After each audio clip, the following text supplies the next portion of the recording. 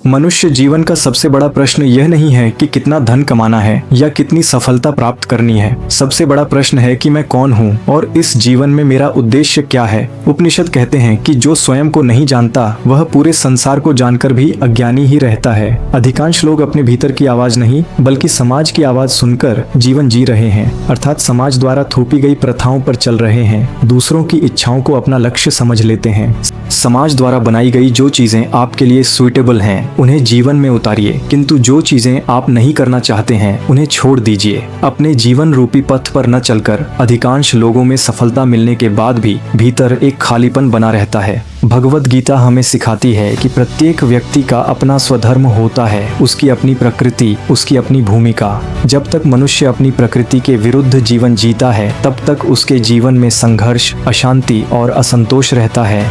अपने उद्देश्य को खोजने के लिए कुछ समय संसार के शोर से दूर होकर स्वयं के भीतर उतरिए। स्वयं से पूछिए कि ऐसा कौन सा कार्य है जिसे करते समय मेरा मन शांत हो जाता है। किस कार्य में मुझे केवल सफलता नहीं बल्कि सेवा और अर्थ का अनुभव होता है।